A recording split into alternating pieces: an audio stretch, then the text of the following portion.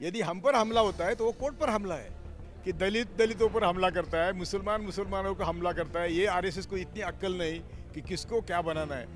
और ये कपिल मिश्रा वगैरह सबको छोड़ दिया। तो ये भाई जिनको छोड़ दिया है, जो संख्य कार्यकर्ता थे जिन्होंने मुस्लिम बस्ती जलाई, उनको एक एक को चुन के आरोपी बना रहे हैं और कोर्ट पे ला रहे हैं।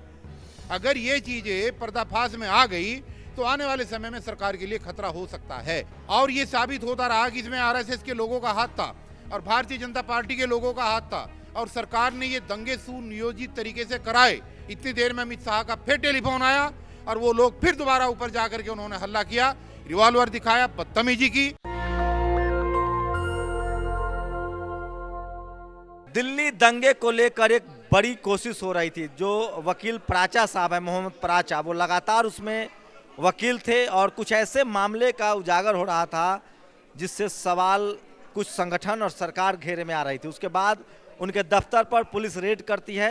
मेरे साथ मोहम्मद प्राचा भी हैं जो सीनियर वकील हैं, कुलसे पाटिल साहब हैं फॉर्मर जज हैं, और कपिल साहब है, डीसी कपिल साहब है जो सामाजिक कार्यकर्ता हैं और नेता भी हैं। पूरे मामले को कैसे देखते हैं आप? नहीं, मैंने तो कहा कि जो वकील कोर्ट को, हम क्या करते हैं, हम तो कोर्ट को मदद करते हैं ना न्यायदान में। यदि हम पर हमला होता है तो वो कोर्ट पर हमला है, और यदि कोर्ट पर हमला है तो कंटेम्प्ट ऑफ कोर्ट है।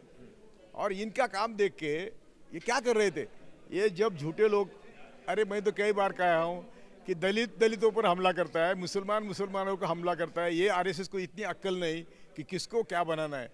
वो खुद सब दंगे करते हैं, मुसलमानों का नाम देते हैं, बम स्फोट करते हैं, वो मुसलमान का नाम देते हैं। अभी दंगे कराए दिल्ली में, मुसलमानों के घर जलाए और मुसलमानों को एक्यूज किया। और ये कपिल मिश्रा वगैरह सबको छोड़ दिया।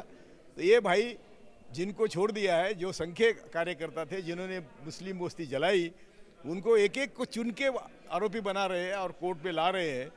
तो ये कौन सा कानून है फिर कि इनके घर पे रेड डालना? और रेड किसी लिए चलती है?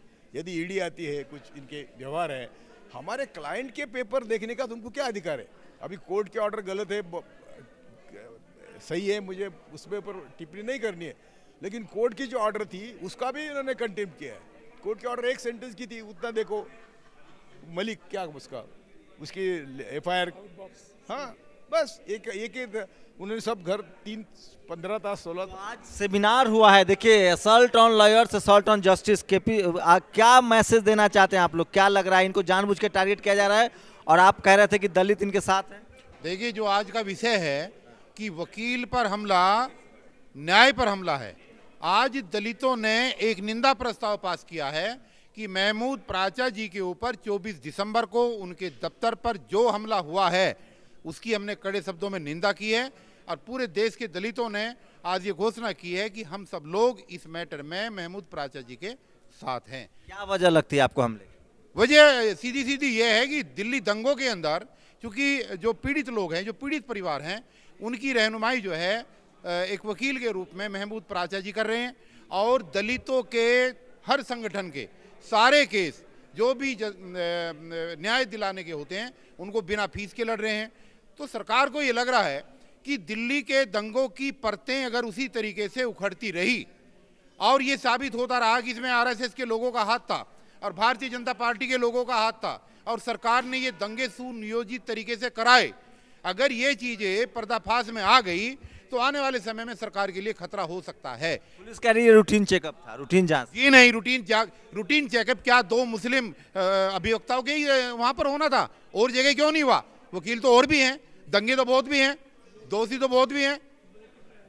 लोग कितने आए थे, ये मेन बात है। एक वकील के कागज को तलाशने के लिए, चेक करने के लिए 50 लोगों की टीम का आना क्या जरूरी था?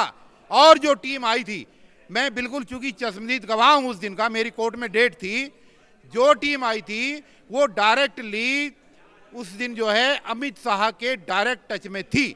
एक बार वो रात को 1 बजे सब कुछ फिनिश करके नीचे उतर गए, लेकिन जब वो जीने पे नीचे आई थे, इतनी देर में अमित शाह का फिर टेलीफोन आया और वो लोग फिर दोबारा ऊपर जाकर के उन्होंने हल्ला किया, रिवॉल्वर दिखाया, बदतमीजी की। तो ये जो चल रहा है देश में, जो उत्पीड़न चल रहा है, इस उत्पीड़न को किसी भी सूरत में सहन नहीं किया जाएगा। जज साहब, आप कैसे देख रहे हैं इस पूरे मामले को? ये इंटरफेयर लग रहा है आपको या ये रूटीन चेकअप है, पुलिस का रूटीन चेकअप की रूटीन चेकअप के लिए तो कोर्ट का ऑर्डर एक सेंटेंस की थी, एक ही एफआईआर की इंक्वायरी करनी थी, उनकी कंप्लेंट से एक ही एफआईआर चाहिए थी। उनका कितनी 16 घंटे 17 घंटे जरूर क्या थी, और 17 उनको मारा भी, उनके लेडी जूनियर को भी उसका इंसल्ट किया। आपके माध्यम से सभी लोगों को मैसेज देना चाहते हैं कि हमारे सभी तरह के दुखों की जड़ है संघ की जहरीली विचारधारा, और संघ की विचारधारा के खिलाफ जो भी लड़ेगा उसको ये सहना पड़ेगा, नहीं तो घर में सड़के मरना पड़ेगा। तो सोचिए, दलित संगठनों ने आज एक सेमिनार किया था अंबेडकर भवन में, खुद प्राचा उसमें गेस्ट थे, जज साहब गेस्ट थे। अब क्या करेंगे वकील साहब? पहले तो ये बात ठीक है जो सरकार और पुलिस कह रही है, ये रूटीन चेकअप ही था, क्योंकि एक वकील के घर जो कि संविधान और बाबा साहब के संविधान की रक्षा कर रहा है, 200 हथियारबंद पुलिस का आना आज का रूटीन बन चुका है। कोई उनको नहीं मिली चीज़, ना मिलनी थी।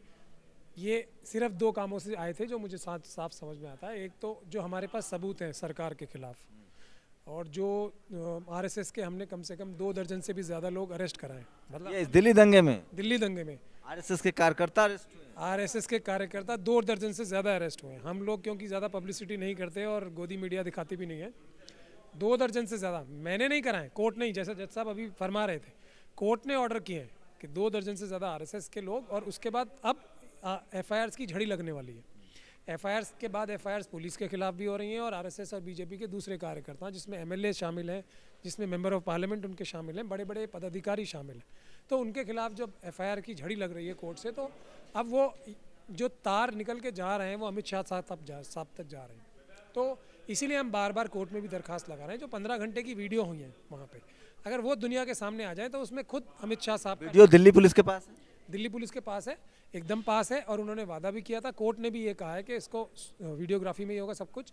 तो उस वीडियो में हम एक शब्द नहीं बोलेंगे। यदि वो वीडियो दुनिया के सामने आ जाएगी तो हम आपके चैनल को भी देंगे और दुनिया को दिखाएंगे, सब देख लेंगे क्या हुआ है। अलग से भी बात करेंगे, चूंकि ये विक्टिम है वकील साहब मोहम्मद प्राचा, लेकिन आज दलित संगठनों ने एक कार्यक्रम किया अम्बेडकर भवन में, जिसमें मोहम्मद प्राचा के पक्ष में अपनी सॉलिडारिटी दिखाई है। और उसमें मुख्य गेस्ट जो थे, मुख्य अतिथि जो थे, वो फॉर्मर जज कोलसे पाटिल साहब थे और डीसी कपिल साहब उसका नेतृत्व कर रहे थे। मैं फिर कह रहा हूँ, हाँ, एक चीज़ हमने आज जो यहाँ पे तय की है कि अब किसी भी अम्बेडकरवादी के, हम दिल्ली को एक मॉडल राज्य बनाना चाहते हैं, किसी भी अम्बेडकरवादी के घर पुलिस या कोई भी प्रशासन जाके कोई तंग करता है तो हम एक क्विक एक्शन टीम बना रहे हैं यहाँ पे, जो हर एरिया में जाएगी दिल्ली के, और उसके लिए हम पूरा संगठन बना रहे हैं, विधानसभा वाइज, लोकसभा वाइज, और जो वार्ड है उस वाइज, ताकि किसी भी के साथ भी पुलिस इस प्रकार की ज्यादती ना कर सके जिस प्रकार की हमारे साथ हुई है। और एवरी डे हर गरीब आदमी के साथ, हर अम्बेडकरवादी के साथ हो रही है दिल्ली। तो ये देखिए, आज दिल्ली में एक बड़ी बैठक हुई है जिसमें मोहम्मद प्राचा के समर्थन में दलित समाज के जो सोशल एक्टिविस्ट हैं, वकील हैं, तमाम लोग आए थे। कोलसे पाटिल उसमें मुख्य जज थे। दिल्ली दंगों के लेकर मोहम्मद प्राचा एक बड़े वकील हैं, और जो उन पर दिल्ली पुलिस की जो कार्रवाई हुई है उस पर सवाल उठ रहे हैं। कैमरामैन आशीष के साथ शंभू कुमार सिंह, नेशनल दस्तक, दिल्ली। नेशनल दस्तक की आपसे गुजारिश है कि अगर इसको बचाना चाहते हैं तो नेशनल दस्तक को सब्सक्राइब करने के लिए रेड कलर के सब्सक्राइब बटन को दबाएं, फिर बेल आइकन की घंटी दबाएं। नेशनल दस्तक को बचाने के लिए बहुत जरूरी है कि हर खबर को शेयर करें, लाइक करें, कमेंट जरूर करें।